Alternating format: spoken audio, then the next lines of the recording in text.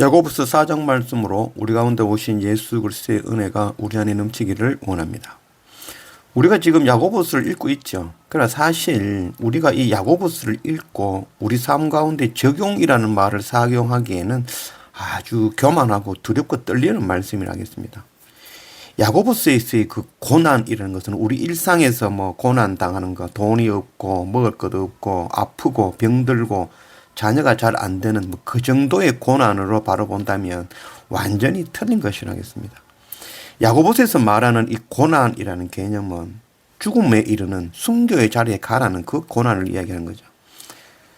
야고보서는 로마의 그 기독교 대박해 앞에서 형제들이 막 잡혀가서 순교하는 상황이죠. 그래서 아버지 잃은 고아들이 넘쳐나고 남편 잃은 과부들이 늘어나는 그런 가운데 이 야고보 사도는 너희도 피하지 말고 예수 그리스도를 주로 시인하며 그 순교의 자리로 나아가라는 말씀이죠.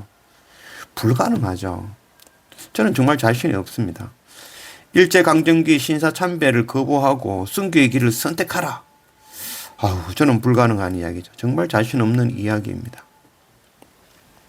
야고보서의 시험과 고난을 당하는 성도들을 보며 우리가 적용할 수 있는 말씀은 하나도 없다 하겠습니다.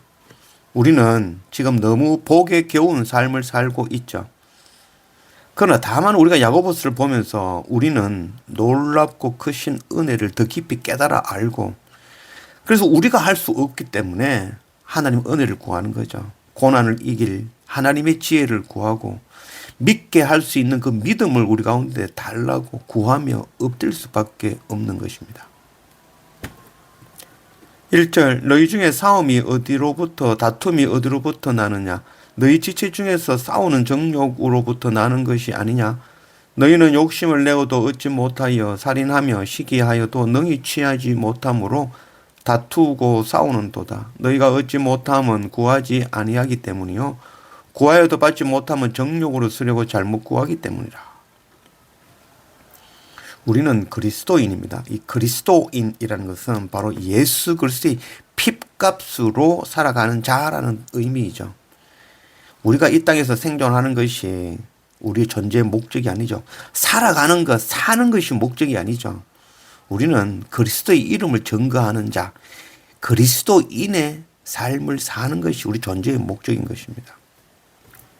빌립보서 1장 20절 나의 간절한 기대와 소망을 따라 아무 일에든지 부끄러워하지 아니하고 지금도 전과 같이 온전히 담대하여 살든지 죽든지 내 몸에서 그리스도가 존귀하게 되게 하려 하나니. 세상은 우리에게 우리가 생존, 사는 것이 존재의 목적인 것처럼 가르치지만 안정과 평안, 부하고 건강하고 즐겁고 행복한 것, 이게 축복이라고 가르치죠. 예수 믿고 은혜를 구하지만 이러한 생각들은 우리가 의식하지 못하는 내면 깊숙이 뿌려박혀 있는 것이죠. 그래서 평소에는 사랑과 나눔과 믿음과 인내, 은혜 이런 이야기를 하다가도 우리 삶이 흔들려 버리면 하던 사업이 망하거나 병이 나거나 또한 자녀가 잘 안 되거나 그런 어려움이 닥쳐버리면 그러면 은혜가 다 무너져 버리는 거죠. 그래서 세상의 정욕에 따라 싸우는 그런 우리의 모습을 발견하게 되는 것입니다. 우리는 이런 가운데도 은혜를 구해야 되죠. 평안을 구해야 되는 거죠. 그러나 내 마음속으로부터 올라오는 것은 시기와 미움과 다툼과 저주인 것입니다. 내가 구하는 은혜와 평안은 고난을 피하고 건강하고 부자가 되고 안전함입니다. 우리의 생각은 세속적이고 정욕적이며 마귀적인 것입니다.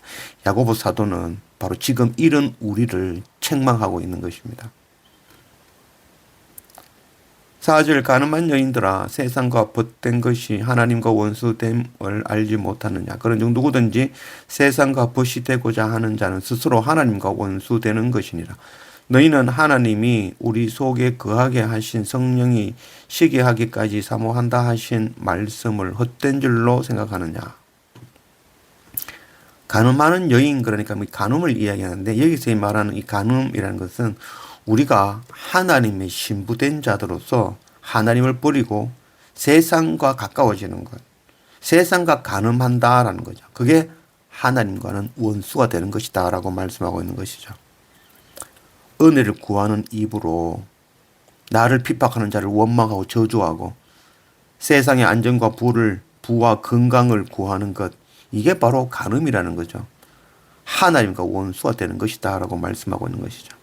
이는 하나님이 시기하시는 일이다. 이게 오늘 말씀입니다. 아벨의 핏소리는 자신을 돌로 친 가인을 하나님 벌해 주십시오라는 그런 호소가 아니었죠. 나를 구원하신 하나님, 우리 아버지 엄마 아담과 하와의 그 죄를 덮어주신, 짐승을 잡아 가죽 옷으로 덮어주신 그 하나님께서 나를 구원해 주시지 않았습니까? 동일하게 우리 형님 구원해 주십시오라는 것이 아벨의 핏소리, 아벨의 기도였죠. 스데반 집사의 기도도 동일하였죠. 자신을 향하여 돌을 던지는 자들을 향해서 용서해달라고 하나님의 긍휼을 구하였죠. 바로 십자가, 주님께서 기도하신 내용이었던 것입니다. 에베소서 4장 13절, 우리가 다 하나님의 아들을 믿는 것과 아는 일에 하나가 되어 온전한 사람을 이루어 그리스도의 장성한 분량이 충만한 데까지 이르리니. 우리는 십자가의 예수 그리스도를 믿습니다. 정말 믿습니까? 우리는 십자가 예수 그리스도의 장성한 분량까지 자라 온전한 믿음의 사람이 되기를 소원합니다. 나를 향하여 돌을 던지는 자를 향하여 용서와 긍휼과 또 나를 죽이는 것은 우리는 감히 할 수 없는 불가능한 이야기를 하겠습니다. 그래서 이것은 우리의 신념, 우리의 노력으로 되는 것이 아니라 바로 복음의 능력입니다. 그 복음을 구하고 그 믿음과 지혜를 구하며 엎드릴 수밖에 없는 것입니다. 6절, 그러나 더욱 큰 은혜를 주시나니 그러므로 일렀으되 하나님이 교만한 자를 물리치시고 겸손한 자에게 은혜를 주신다 하였느니라. 그런즉 너희는 하나님께 복종할지어다. 마귀를 대적하라. 그리하면 너희를 피하리라. 하나님께서 우리에게 정말 은혜를 주실 것입니다. 스스로 경건하다 하며 이것을 죄로 여기지 않는 교만한 자들은 결코 은혜를 깨닫지 못할 것입니다.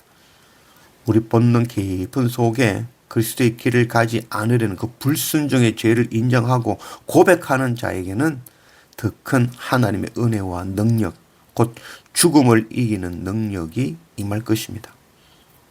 우리는 마귀와 대적하는 자들입니다. 마귀를 이길 힘은 시기와 미움과 저주하는 그런 마음이 아니라 오직 낮아지고 약해지며 원수를 사랑하는 마음을 알아야 됩니다. 이런 마음은 우리의 노력, 우리의 신념 결코 불가능한 일이죠. 오직 주님으로부터 은혜를 주신다라고 약속하고 계신 것이죠. 우리가 날마다 말씀과 예배로 우리가 할 수 없음을 고백하며 주님 주시는 지혜와 믿음을 구하며 은혜를 구하며 날마다 엎드릴 줄 아는 그런 우리가 되기를 원합니다.